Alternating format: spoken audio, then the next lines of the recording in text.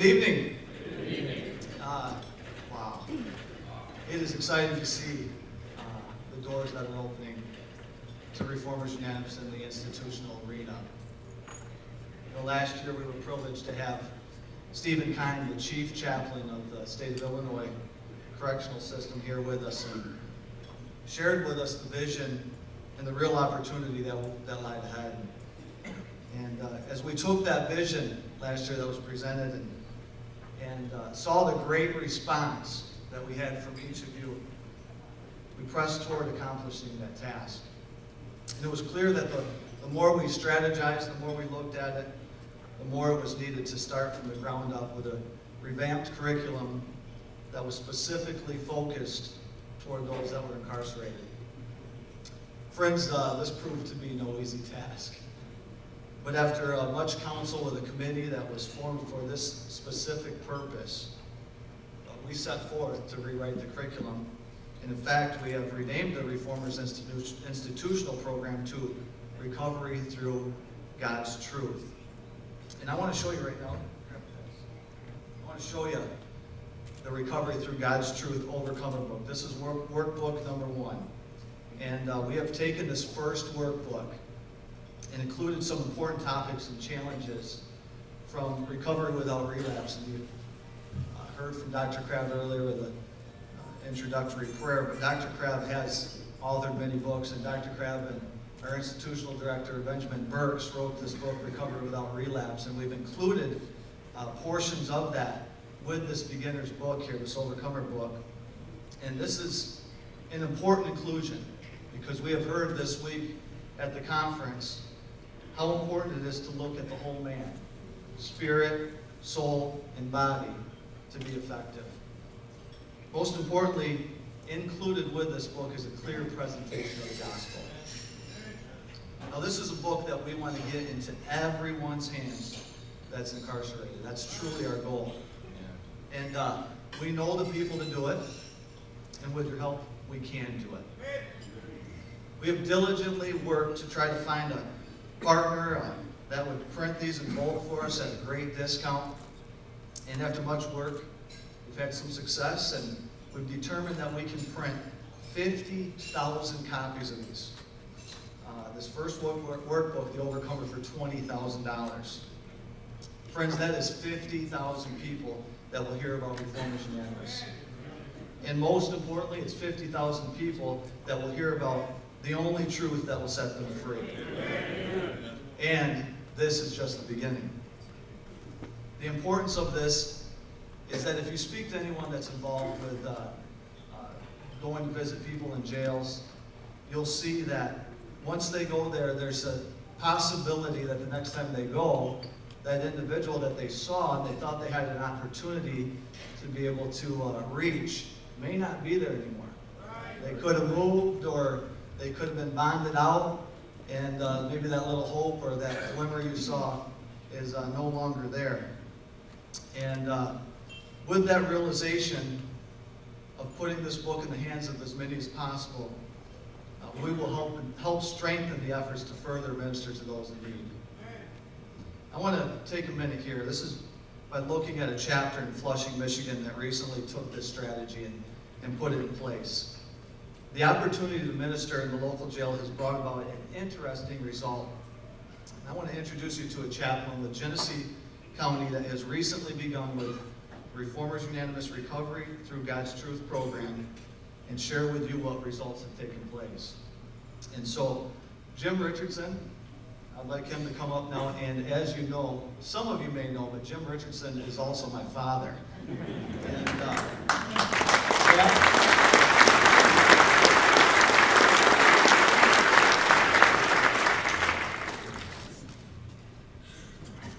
Well, I'm supposed to be here to tell you about working with the incarcerated. But first of all, let me tell you, we'll go back 6 years. I want to tell you what I thought about addicts and the incarcerated 6 years ago. And it's embarrassing to admit it, but what I thought about the addicts and incarcerated was they get what they deserve. I don't have anything in common with those people. Well, that all changed when I found out my son was a drug addict. And I thought, do I want what I deserve? You know what I deserve? I deserve hell. That's what I deserve. I was born into sin. But thank God Jesus Christ died on the cross. Not for anything he did, but he died for my sins. So thank God I'm not getting what I deserve. And you know what?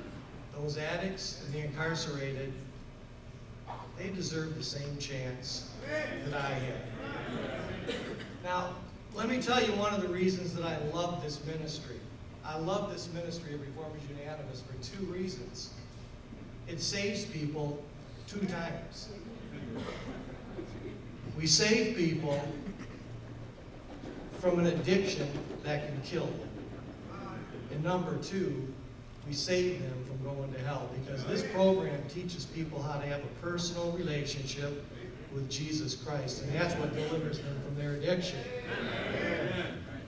Now, a couple of years ago, I'm doing things now that I would have never, ever thought I would do, and if I ever did do them, I would have done them grudgingly.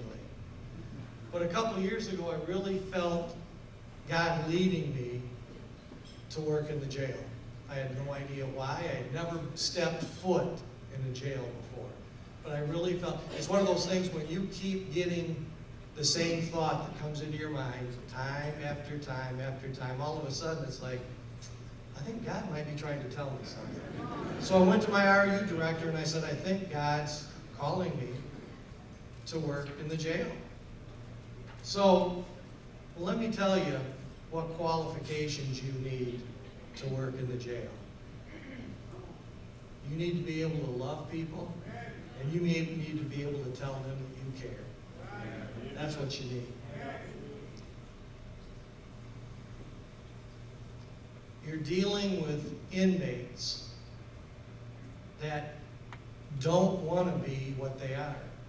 80% of people that are incarcerated due to an addiction. 80%. They don't want to be addicts, but they don't know how to get out. Nothing's worked for them before. And you know what? In many, many cases, it's sad, but in many, many cases, they have nobody. Their family has written them off. They have no job. Their spouse, their children, they've got nobody. That's sad. So, if they've got somebody that will love them and show them that they truly care for them, they've got something that they couldn't get anywhere else. If you decide to make a decision to work in the jail, get ready to see God do some miracles. I'm just going to share 2 quick stories. One of the guys I've been working with, same age as Tony, same addiction as Tony, and he had legal problems in 5 different counties. Well, we got the judge in Genesee County to agree to sentence him, instead of going to prison, to come to the men's zone. But he still had some other counties that he had to clear up. And he had to go to Livingston County. And so I went to court to support him, to be there. He didn't have any family members there. It was me, his girlfriend, and his attorney. And whenever I go to court, I always wear my Reformers Unanimous shirt, because it makes people look. And sometimes they ask questions. I've had several occasions where the judge would say, see me sitting there waiting, and it seems like the guy I'm there for is always the last one. And so they'll see me sitting there, and you know, people are leaving and going and dwindling, and there's hardly anybody left. And, Sir, who are you here for? And I would say who I was here for. And why are you here? and you'll get a chance to give a testimony. So wear your Reformers Unanimous shirt whenever you can. So the guy I'm working with is sitting back in the bullpen, they call it. It's where you sit until you get called into the court. And he had the worst judge I've ever seen in my life, from the standpoint of absolutely no compassion. And there's a TV back in the bullpen, and he's watching this. And his girlfriend and I are sitting there watching this, and this judge, is just every person ripping them apart, giving them the maximum sentence. Even her own workers, the county clerk and the other people, she's screaming at them, yelling at them, you know, I'm going to kill you. You're horrible. And I mean, it's just embarrassing, going on. And I'm going, this is not good. And I know he's watching this. And his girlfriend is just going, oh, I can't believe this. And so I went out and I talked to his attorney. And I wanted to make sure she was fully aware of who we were and what we did. And so it gets down, and he's the last person. And it's been a long day for her. It's been a long day for everybody. And she wants to send him away and throw away the key. And he comes in shackled and stands before the judge. And his attorney says, we'd like you to consider having him go to this faith-based addictions program in Rockford, Illinois. And she says, and then the attorney says, and one of the representatives is sitting right here. And she points to me, and I'm going, oh no.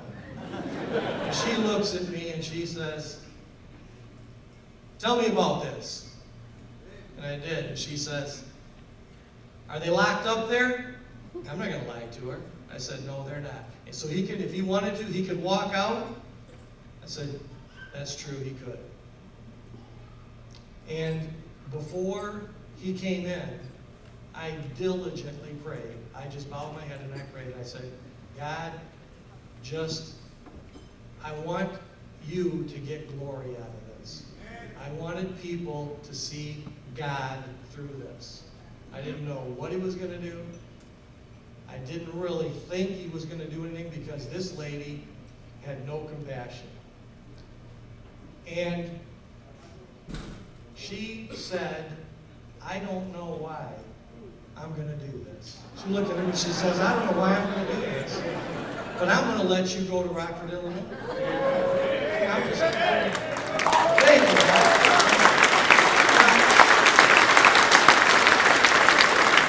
You know why God did that? Because that judge, Josh's girlfriend, his attorney, and the other people in that courtroom saw a miracle because that lady turned 180 degrees and did something she doesn't even know why she did it. And God's to get all the glory for that. Today, I was invited to a luncheon with Pastor today. And we're sitting in the luncheon today, this afternoon, at about 1 o'clock, and my cell phone rings. I look at it, and the first thing I notice is area code 972. As soon as I see 972 area code, and you know, Al, as soon as you see a 972 area code, I know that's an inmate from prison calling me. Because when I deal with guys in the jail, and they end up going to prison, they've got my phone number, and they know that they can call it, and they don't have to have any money in their account. It's a collect call, and I'll take the call. So I see this 972, and I said, okay, well, it's either Michael or it's Alan, and it says Matt. And I'm going, I don't know who this Matt guy is. Oh, maybe they talked to someone, and the guys talked to somebody. So I answer the phone, and it says, Jim, this is Matt. Just want to let you know, they sentenced me to 3 years in prison. I said, okay, and I went along like I know who this guy is. I can't, but I see a lot of guys in the jail, so sometimes it's hard to keep them all straight. But he says, I got 3 years, but if I'm good for the first year, they'll take 6 months off and only have to do 2.5 years. I said, that's great, man. And he says, another thing, And then as he starts, then I start remembering who this guy is. In fact, you might even know him, because he played football at Saturday. And he says, in his relationship with his mom and dad had been gone. He said, I talked to my mom and dad and I told them about your program in Rockford. And if you'll still have me, when I get out of prison in 2.5 years, my mom and dad said, they'll pay my way and they'll pay in advance.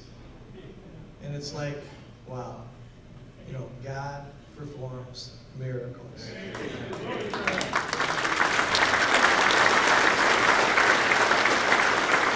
We had our 8-year anniversary in our chapter in Flushing back in April. And we had over 350 people there that Friday night. Some of the people we had there were the sheriff for our jail. We had the prosecuting attorney. We had other attorneys. We had other businessmen in the community. So we got a packed out house of over 350 people. And I had an opportunity to get up and just share a few words. And so everybody's sitting there. And I said, what I'd like you to do, if you've ever been incarcerated, would you please stand up? Over half the crowd stood up. Now, over the half of the crowd that stood up, wasn't any surprise to them. The rest of the people that were still sitting there, they looked around and they gasped. They had no idea. There's a lot of people, folks, that have been incarcerated. And you know the difference between them and us? They might have made one more bad decision than we did, or they got caught and we didn't. That's the only difference between them and us. We started, the sheriff was there that night, and that was in April. We started having meetings with the sheriff shortly after that. Al, Walsh, Dave, and myself, our director, David Kaufman. And the sheriff said, I'd like you guys to start your program in our jail. He said, I can't send my inmates to your program on Friday night. Will you bring it to us in the jail? Because we've been wanting to do this for a long time. So 8 weeks ago, we started our program on Thursday night. And it was, we'll take any time slot you give us. So we've got from 8:15 till 9:30 on Thursday night. And we started 8 weeks ago. And we average about 25 guys a night. And so far, we've had approximately 30 people get saved.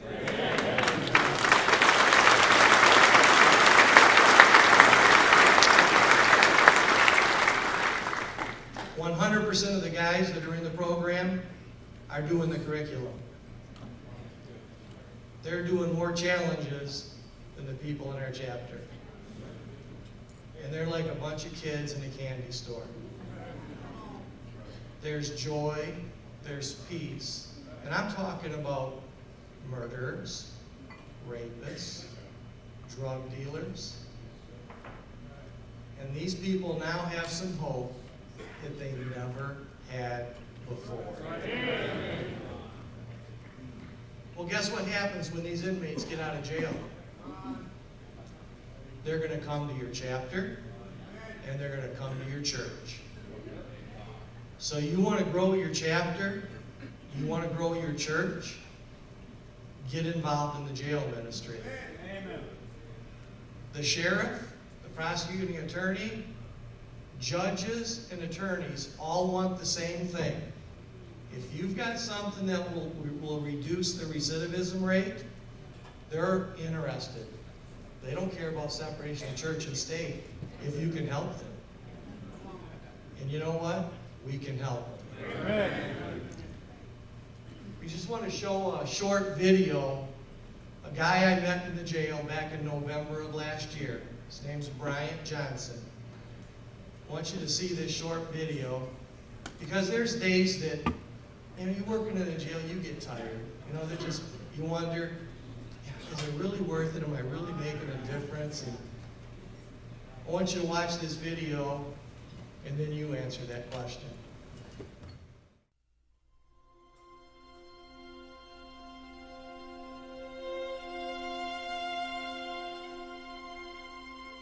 Hi, my name is Brian Johnson. I'm 45 years old. I'm from Flint, Michigan. I have been incarcerated over 18 years of my 45-year-old life. I was addicted to drugs when I was 11 years old. I was in the jail last year, and I come across a pamphlet laying on the floor, and it was from Reformer Unanimous. I gave Reformer Unanimous a call, and Jim Richardson come to the jail and talked to me about Reformer Unanimous. And that day, which was November the 11th, I was saved in the jail. After being released from prison, I was introduced to Trinity Baptist Church, where RU meetings are held every Friday night. And I have attended those meetings ever since I've been out. And I have really found a new way of hope, and my life has been changed a lot. My brother was incarcerated 2 months ago, and I was telling him about how Reformer Unanimous has changed my life. He wanted to come to a meeting with me, and the very first night he come to the meeting, he was saved as well. He enjoyed coming to meetings with me every Friday. He has not missed a week since he's been out, and his life has been changed also. And now my mom is coming to meetings every Friday night, and some of my other family members are starting to come. I have been very blessed to be able to come in contact with Jim Richardson through the Reformer Unanimous program. It has really changed my life, and I really didn't think that I could have so much fun living the Christian life. But the life that I live now has helped me to stay from going back to them old places and things that I used to do. I'm a very happy person. I enjoy being with, the Christian company that I have in my life today. And I also was told several times that I look like a guy played in the movie The Blind Side.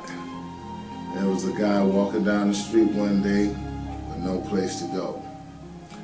A family pulled up, picked him up, and gave him a place to stay. That was me one day walking down the street with no place to go.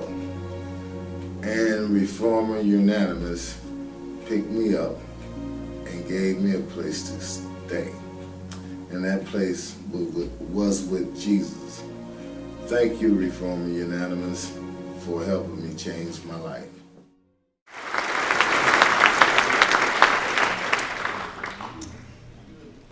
I believe the need is clear.